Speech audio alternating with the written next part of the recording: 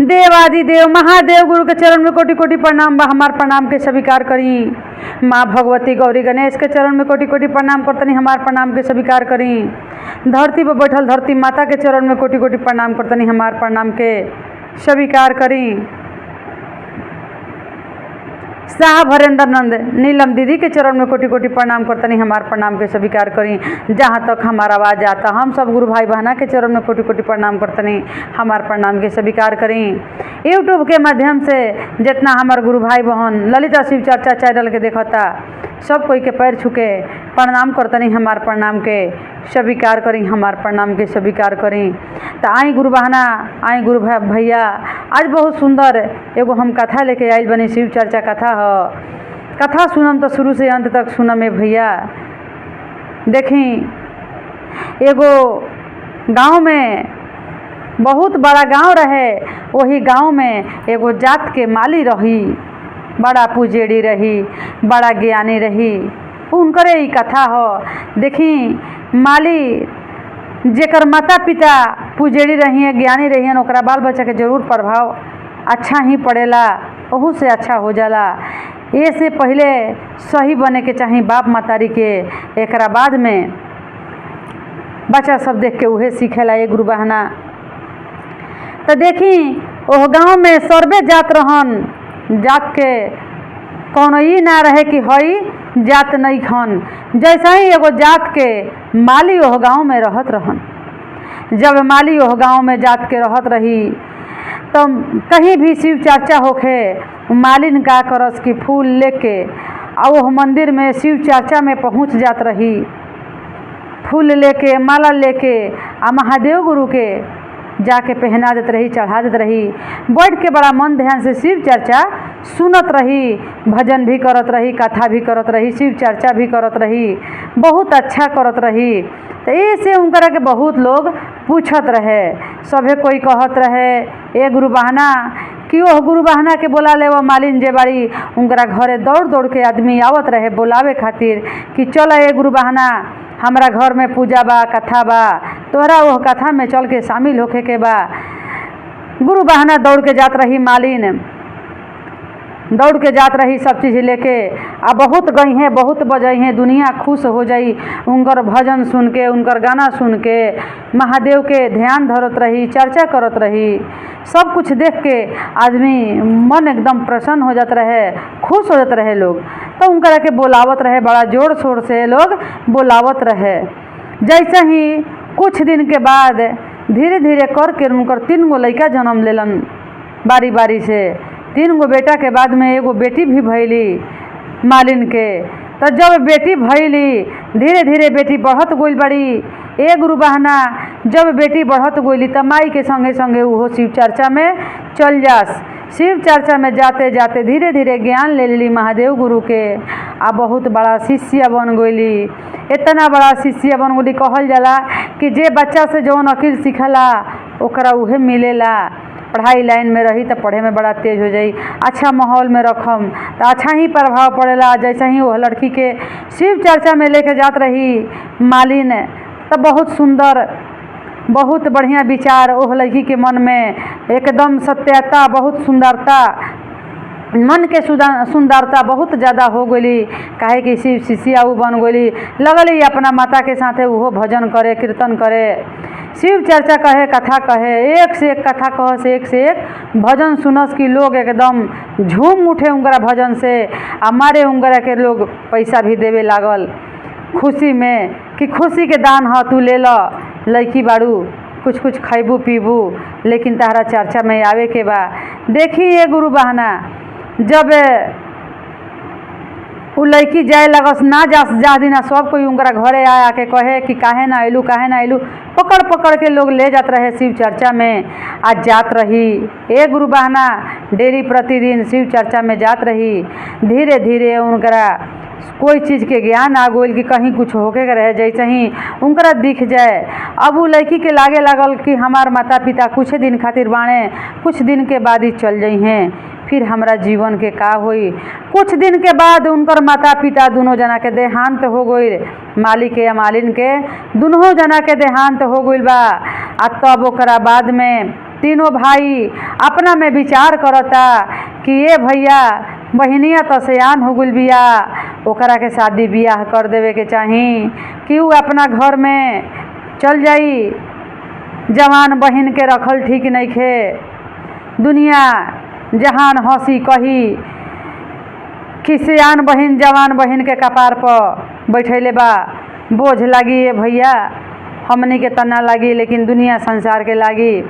ता कहीं घर बर देख के एकरा के शादी विवाह कर देवे के। तो छोटका भैया बड़का भैया से कहता है गुरु बहना कि चलो ओह गाँव में भैया पूर्व दिशा में ओह जे एगो राजा बा, ओह राजा के एगो बेटा बा। बड़का भाई कहता अपना बहन से कि ए बहनिया ले आओ तनी खाना बना दे, बड़ा मन से खाना बनाई है बढ़िया से, कहीं हमरा जाए के बा। बहनिया तो भगवान के ज्ञान ले रही, 3 सूत्र के ज्ञान ले रही, बच्चे से शिव चर्चा में रहत रही तो उनका ज्ञान मिल रहे कि अपना दृष्टि से कुछ देख भी लेत रही। कहत रही कि लागत कि भैया हमारा के लइका खोजे खातिर जातने, हमार दूल्हा खोजे खातिर। आ पूर्व दिशा में जइए हमार भैया हो जाते एगो राजा बन, आ राजा के एगो बेटा बा, उहो बेटा लंगड़ बा। तो लइकिया खाना तो बना देली, आ खाना बना के गुरु बहना लेके आइल बड़ी, आ ले आके अपना भैया के थाली परोस के दे तड़ी पानी या खाना। तो कह तड़ी अपना भैया से अरे पूर्व दिशवा भैया जनी तू जाई है, अरे जनी तू जाई हो। पूर्व दिशवा भैया बसे एक राजावा, अरे बसे एक राजावा हो। राजावा के गोल ननु राम, राजावा के आहो भैया के गोलला नावा, अरे के गोलला नावा हो। उहो बाड़े गोड़ावा के लंगड़ राम कि भैया हो, उहो बाड़े गोड़ावा के लंगड़ राम कि भैया हो। जनी करी हो हमारा के बियाह नु राम, जनी करी हो हमारा के बियाह नु राम। भैया कहता कि पागल लेखा का बहनिया बकतिया रे, ई जाल शिव चर्चा में उहे बतिया आके बुला घरवा में बकतिया बहनिया। बात पर भाई ध्यान ना देलस, तब गोइल बड़न जा। त लइका लंगड़ बा, राजा बा, राजा के बेटा ह, लेकिन गोड़ के बहुत ज़्यादा अपाहित बा, लंगड़ बा। त गांव घर के कुछ लोग ले जाला देखावे खातिर गुरु बहना। जैसे ही कोई कहलस कि एगो बहिन हव 3 गो भाई बड़, का लंगड़ा से शादी करब, छोड़ के चल ए बबुआ, छोड़ के चल आइल बड़न जा। फिर पता चलल बा कि पश्चिम के ओर, पश्चिम दिशा में एगो लइका बा, राजा के बेटा ह। चलो वही जे ओकरे के खोज के आ बहनिया के बियाह कर देवे के। मंझिला भैया कहता कि ये बहनिया खाना बनावो, मन से खाना बनाई है। बहनिया खाना बना देले बिया। कहती है बहनिया कि हमार भैया लागत है कि लइका देखे खातिर जइहे, आ पश्चिम ओर जइहे हमार भैया, लेकिन उ तो लइका आँख के कान बा, अन्हरा बा। भैया ओकरे से बियाह न कर देवे। लड़की खाना बना ले बिया, आ खाना बना के अपना भाई के थरिया परोस के आ ले आके दे तड़ी भैया के खाए के। त कह तड़ी पश्चिम ओरिया भैया बसे एक राजावा, अरे बसे एक राजावा हो। उन्हू कर एक गोल राम, पश्चिम ओरिया भैया बसे हे करा जावा अरे बसे हे करा जावा हो उन्हू कर हे के गोललाना राम एक गोललनवा हो भैया आँखी हिया के सुरावा अरे आँखी हिया के सुरावा हो जनी करी हो हमारा के बियाह राम कि भैया हो जनी करी हो उनका से बियाह राम। मंझिला भैया कहत ये गुरु बहना कि बहिनिया जाले शिव चर्चा में घरो आवल ते बदर बदर का करत रहले रे बहिनिया के हमारा बतिये ना समझ में आवेला। शायद वही शिव चर्चा वाला बात बहिनिया कुछ कहतिया बकतिया छोड़ा खाना खाता नहीं जाता नहीं लड़का देखे भाई खाना खा के चोरगुल बा लड़का देखे आ जब लड़का देखा था ये गुरु बहना ता आँख के सुरबा फिर गांव घर के लोग कहता कि एक एगो बहन भी तहरा आ वो सुर से बियाह करब गांव समाज तहरा के जिए ना दीही छोड़ द। लड़का देख के गुरु बहना भाग गुलन जा फिर पलान भइल बा फिर पता चल गइल बा कि चलो उत्तर दिशा में अब की वही जा एगो लड़का बा ओकरे से बहन के शादी करी पता चलल बा छोटका भैया के। तो छोटका भैया कहता ए भैया हमरा पता चलल बा उत्तर दिशा में एगो राजा के बेटा बा चले के वो जबा देखल जाओ लड़का के। बहनिया से छोटका भैया दौड़ल दौड़ल आके कहले बा ए बहनिया खाना बना दे बड़ा मन लगा के खाना बनाई ह तनी बढ़िया से बनाई ह खाना। तो कहत तरी कि काहे भैया इसे कहता छोटका कुछ तो बात बा। तो देख ले भी ये लड़की अपना दृष्टि से तो लौकता बहनिया के कि भैया हमारा के लड़का देखे जाई उत्तर दिशा में और वो लड़का के तया लीलार पर मनी चमकता हमार शादी ओकरे से होई ओकरा लीलार पर मनी चमकता राजा के बेटा बा। भैया के जब थाली में खाना थाली में परोस के देले बड़ी ले आके त खड़ा होके कहत तड़ी उत्तर देशवा भैया ए बसे एक राजावा अरे बसे एक राजावा हो उनकर एक गोललाना राम।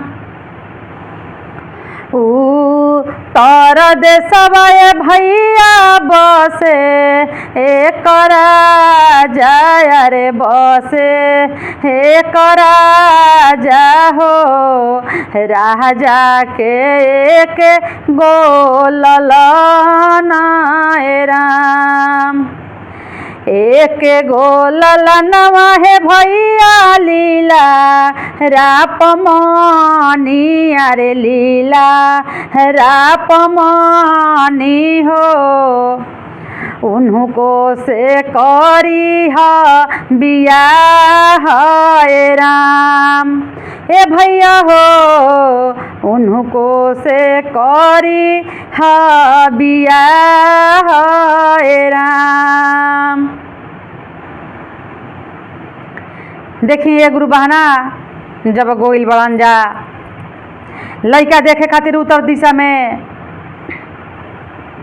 गांव घर के दो चार गो लोग के लेके गोइल बड़न जा। राजा साहेब के घर रहे बड़ा बढ़िया से खातिर भाव इज्जत मान सम्मान के साथ राजा साहेब बैठेलन अपना दलान में। जौन नाश्ता पानी खाना होखला देलन, लइका के ले आके देखैलन तो लइका के जौन मनी के रोशनी होखला चमचमाते हुए चमकता। वही लीलार पर एक जना के नज़र पड़ गइल जे गांव घर के गोई रहे चाचा दादा, नज़र पड़ गइल तो ओजे उनकरा फिट मार दिलस, गस्ती मार दिलस, बेहोश होके गिर गइलन। जब गिर गइलन तो उनकरा के टांग टूंग के बाहर ले गइलन जा, बाहर ले जाके पानी उन्नी छिड़क के नहवा धुआ के बैठैलन जा। भाई तीनों पूछत ताने कि का भइल बता दो, का ऐसा चीज़ तू देखल कि जौना से तहरा फिट मार दिलस, गस्ती मार दिलस, बेहोश होके तुम मूर्छित गिर गइल।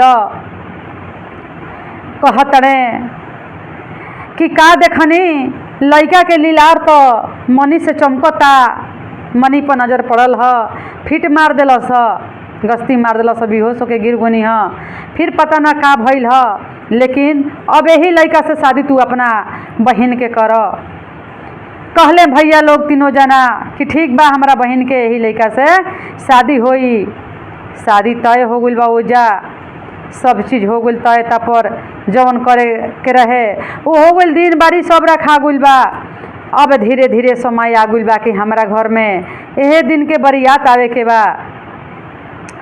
तो सब भैया बड़ा चिंतित रहे, कहियो खाए कहियो ना खाए, बड़ा टेंशन में रहे कि एगो राजा के बरियात आई हमारा घर में, हमनी के गरीब बानी, कहाँ से खातिर भाव करब, कैसे जुटाइब, का करब, हमरा भी तबा ना कुछ।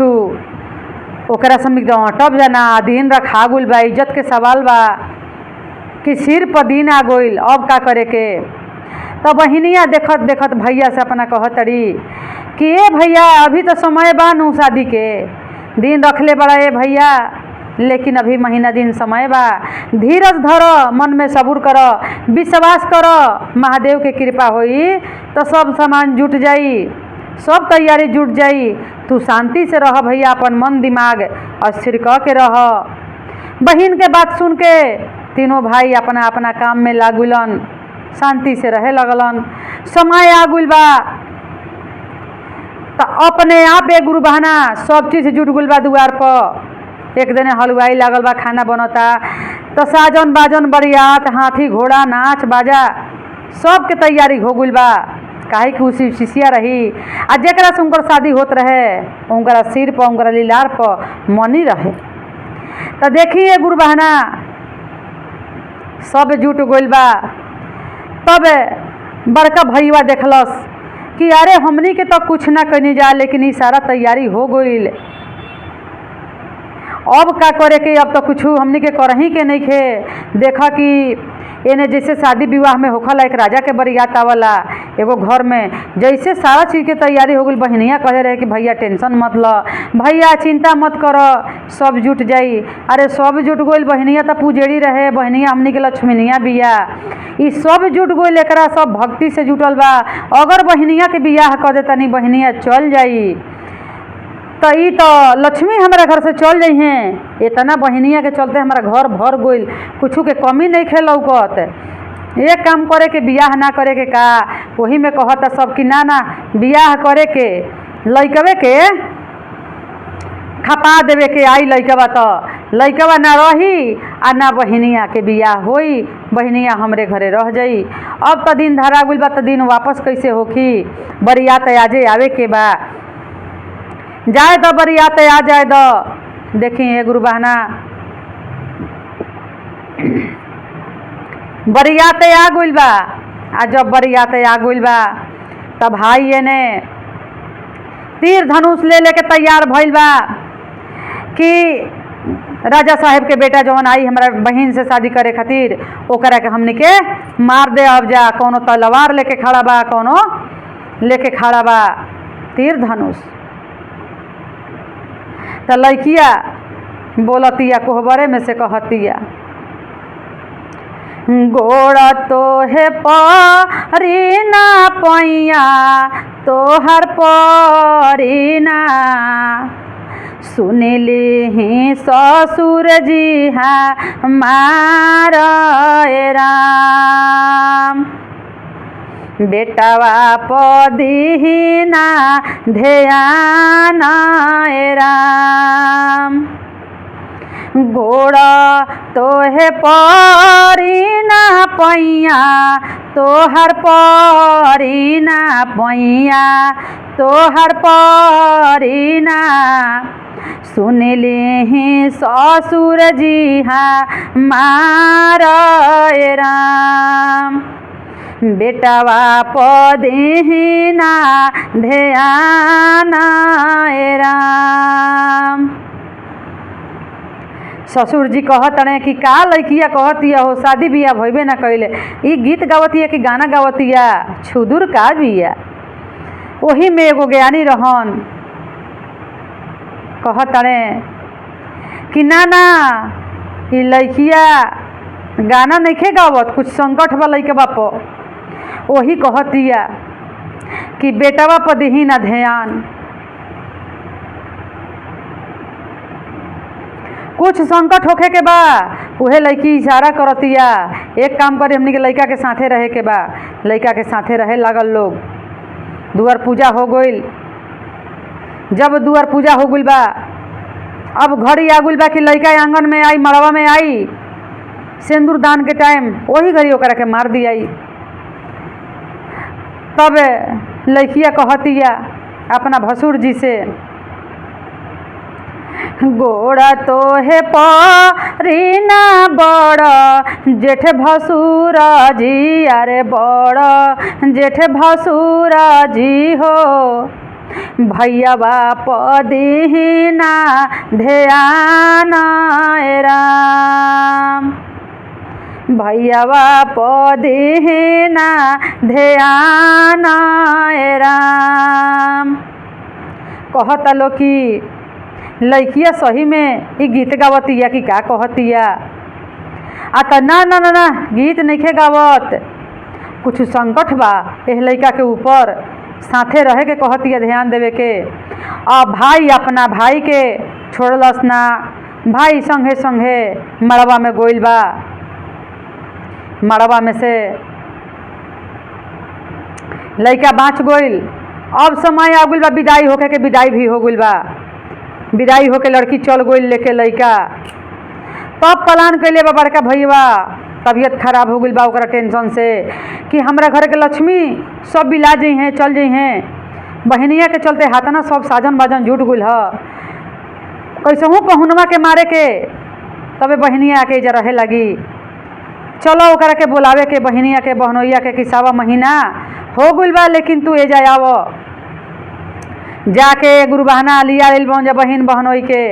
आ जब लिया के आइल बन जा छोटकी जौन भौजाई रहे मायार रहे ओकरा मन में कल छपट ना रहे आ लेके लोग आइल बा।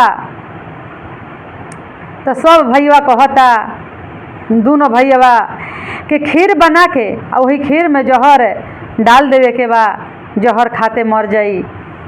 देखी ये गुरुबहना खीर बनल बा आ खीर में जहर डला गुल बा। तो कहतिया छोटकी भौजैया जाके पहुनवा से ए बाबू ए दुल्हा ए पहुना मत खइह खीर। कहिया कि हम खीर ना खाइब हम दाल भात खाइब। ए खीर में जहर डालल बा। लड़का कहता कि हम दाल भात खाइब हमरा खीर पसंद नहीं खे। दाल भात बनल बा दाल भात खा के लड़का आ चल गइल बा कहाँ। सब अब बहनोई दोनों लोग कहे लगल ई जौन बहनोई रहन जा लड़की के भाई कहत रहन जा कि चलो शिकार खेले। वो जा हमनी के शिकार खेलल जी वो जे शिकार खेलब जाते एकरा के मार देहब जा तीनों भाई मिल के। देखी ये गुरुबहना जंगल के ओर निकल बन जा शिकार खेले खातिर। आ जब शिकार खेले लगलन जा तो वही जे तलवार ले लेके तीनों भाई गोले आ तलवार रहे बहनोइयों के हाथ में तलवार रहे आ सारों के हाथ में तलवार रहे। लोग बहनोई मारस साला के ऊपर साला मारस बहनोई के ऊपर। दोनों जना दोनों देने से चले लगल तलवार फारसा दोनों देने से चलता। देखिए गुरु बहना वही में लाग गुल बा बहनोई साहब के। जब लाग गुल बा लड़का के तो वही जे लड़का मूर्छित होके गिर गुल बा आ मर गुल उनकर देहांत हो गुल बा। जब वो देहांत हो गुल बा तो लड़की के पेट में गर्भ रह गु रहे, बच्चा रहे पेट में, बच्चा जन्म ले लेलस धरती पर। कुछ दिन के बाद जब लड़का हो गुले गुरु बहना, लड़का पढ़े जाए स्कूल में, खेले जाए कहीं भी, तो लड़कन जो झगड़ा होके लड़कन झगड़ा करसन मारसन खेल कूद में, तो कहसन कि बिना बाप के बेटा बा, बिना बाप के बेटा बा, एकर तो कोनो बापे नहीं खे, एकर तो कोनो बापे नहीं खे, एकर कोनो वालिसे नहीं खे, मारब जब एकरा के बचाई के। लड़का एक दिन जिदियाइल बा, आज जिदिया के आके कहता अपना माई से कि ये माई सुनत सुनत हम तंग हो गइल बानी, हमरा बाप के नाम बतावो। कहता हमारा आखिर पिताजी बने कहाँ? सब लड़का कहता मारता कहता कि एकर कोई पिताजी ही नहीं खे, एकर कोई पिताजी नहीं खे, एकर कोई वालिस नहीं खे, एकरा के बचाई के एकरा के मार के फेंक दो, आज तारा बतावे के पड़ी। तब कहले बड़ी उनकर माई कि देखा ए बबुआ, तहार पिताजी तहारा ममहर में गोई रहे, हमार तीनों भाई मिल के शिकार खेले ले गुलन, आ तहारा पिताजी के वजह मार के देहांत कर दिले बन, तहारा पिताजी के मौत हो गइल बा, वही जंगल में मर गइल बने पिताजी। तब लड़का का कैले बा कि घोड़ा पर सवार होके हाथ में तलवार लेके आ ममहर निकल गइल बा लड़का, जहाँ ओकर मामा के घर बा वही चल गइल बा लड़का। जब लड़का गइल बा तो ओकरा खातिर खीर बनल बा, आ वही खीर में फिर से जहर डालल बा कि एकरो के मार देवे के, ई ना रही आ ना बहिनिया ओजा रही, सब खत्म हो जी तो बहिनिया यही जे चल आई। देखिए गुरु बहना खीर में जहर डालल बा, खीर बना के। तो मामी कहले बड़ी कि नत खइह बबुआ खीर, खीर ना खइलस लड़का, कहिया कि हमारा दाल भात चाही, तो उहे दाल भात खइले बा बनमा के। आ तब अपना मामा लोग से कहले बा कि ये मामा चलो जंगल में हमनी के शिकार खेले, तो हम जना जरा शिकार खेल। तीनों मामा तैयार होल बन अपन अपन तलवार लेके, जैसे हमला उनका पिताजी पकैले रहन वही तरीका के तीनों मामा तलवार हाथ में ले ले बने, आ लड़का तो तलवार ले लही बा। चल गुल बन जाओ वही जंगल में जहाँ कि उनका पिताजी के देहांत भई रहे, आ वही जे जाके आ शिकार खेले लगलन जा। मामा मारे भगिना के आ भगिना मारे मामा के, मारते मारते देखिए गुरु बहना छोटका मामा के का कैले बा लड़का कि नाक का कान काट के छोड़ दिले बा। छोटका मामा कहता कि ये भगिना हमार कोनो कसूर नहीं खे, हम अपना बड़ भाई के कहे से हमें जे चल नहीं है, दोनों के कहे से। तहरा पिताजी के भी टाइम में हम चल आई रही, लेकिन हमार हाथ नहीं के तहरा पिताजी के मारे में। ऐसे का कैले बा भगिना के दोनों हाथ काट दिले बा, नाखून काट दिले बा, नोह काट नाक काट दिले बा, कान काट दिले बा, ओकरा के छोड़ दिले बा। उ दर्द पीड़ा से छोटका मामा भाग के अपना घरे गइल, आ वो दोनों मामा के मार के वजह खत्म कर दिलस, लड़का देहांत कर दिलस दोनों जना के, जहाँ ओकरा पिताजी के मृत्यु भई रहे। देखिए गुरु बहना वही जे मार के खत्म कर दिलस उ लड़का दोनों अपना मामा के, वही जे गिर गुलन जा, मर गुलन जा। आ जौन ओकरा पिताजी के हड्डी रहे टुकड़ा टुकड़ा भइल रहे, सारा हड्डी के चून बीन के इकट्ठा लड़का कर दिलस, जैसे सृजना शरीर के रहेला वो सही बिछा दिलस लड़का जोड़िया के। आ खूब बेअगर में खूब चिल्ला के कहता, महादेव गुरु के पुकार करता कि हे शिव गुरु, हे महादेव गुरु, हमरा के दर्शन करी, दर्शन दीही न तो एजे हम अपन प्राण त्याग देहब। खूब लड़का पुकार करता महादेव गुरु के, बहुत तेजी से चिल्लाता कि पूरा गांव में ओकर आवाज़ के गूंज उठाता। मैं गांव कहता कि आवाज़ कहाँ से आवता, अतना जोर शोर से इतना आवाज़, गर्जन की आवाज़ कहाँ से आवता। मैं गांव सब कोई खमखमा के खड़ा हो गइल बा गुरु बहना कि कैसन ही आवाज़ आवता, कौन ऐसन बालक चिल्लाता। ओकर आवाज़ महादेव गुरु तक पहुँचल बा। आ महादेव गुरु जाया के दर्शन देले बानी, पूछा तनी कि तहरा कौन ऐसा दिक्कत हो गई, कौन ऐसा संकट हो गई कि इतना तू जोर से चिल्ला हो कि लागत कि गर्जता बिजली तड़कता। लड़का कहता कि हे महादेव, तहरा ये नहीं के पता कि हमारा के सभे कोई कहता कि बिना बाप के बेटा बा। हमार माता राउर चरण धैली बच्चे से, हम आज तो कहा तागुनी कि बिना बाप के बेटा बा, बिना बाप के बेटा बा, हमरा बाप चाही, हमरा बाप के प्राण दही। तब महादेव गुरु का कैले बानी कि उनका पिताजी के वजह पूरा शरीर दे देले बानी और हमें प्राण डाल देले बानी। आ जब उनका पिताजी उठ के बैठल बानी तो वह बालक पर नजर पड़ल बा। जब वह बालक पर नजर पड़ल बा तो डपट के जब खड़ा हुई तो लड़का के हाथ से फारसा वही गिर गुल बा तलवार। जब वही गिर गुल बा तो उनकर पिताजी लखे दिले बड़े कि कहाँ के बालक है, इहे बालक हमरा के मरले बा, तो हमारा ऐसे मूर्छित भइल बानी, बेहोश भइल बानी, एकरा के छोड़ब ना, एकरा के मारब। लखे दिले जहाँ लड़का भागल भागल भागल भागल अपना घरे अपना माता जी के जाके गोदी में बैठल बा। आ उनकर पिताजी लखे दिले बन लड़का के मारे खातिर। जब मारे खातिर लखे दिले बन ए गुरु बहाना आ जाके लड़का अपना माई के गोदी में गिरल बा। आ वो जे जाके आ तब अपना पत्नी के पहचानले बड़न, कहतन कि हमारा पत्नी के ई गोदी में कहाँ से आ गई, ई तो हमारा के मार के मृत्यु तक पहुँचा दिले रहे। तब कहतरी इनकर पत्नी कि ना स्वामी, ई नइखे मरले, ई तो रउर संतान ह, ई रउरा के जिंदा करके कैसे लेके चल आइल। मारे वाला तो हमार तीनों भाई ह, रउरा के मृत्यु घाट तक उतारे खातिर हमार तीनों भाई ह, लेकिन और प्राण लौटावे खातिर और प्राण लेके आवे खातिर हमार बेटा है। सब कोई एकरा के कहत रहे बिना बाप के बेटा, तो रउरा के लौटा के इहे लेके आइल बा। तो देखिए गुरु बहना, कथा इहे रहे, चर्चा इहे रहे। जे महादेव गुरु के शिष्या बनी, मन लगन ध्यान से शिव चर्चा करी, कथा करी, पूजा करी, महादेव गुरु ओकरे ऊपर दया जरूर करी ना। एक दिन महेश्वर शिव जरूर सुनी ना अपना शिष्या के पुकार। मन तन ध्यान से शिव चर्चा करी, लोगों के बीच में शेयर करी। अतने कह के अपना कथा के एजे विराम दे तनी। अपना महादेव गुरु के चरण में, मैया भगवती के चरण में प्रणाम करो तनी। हर हर महादेव।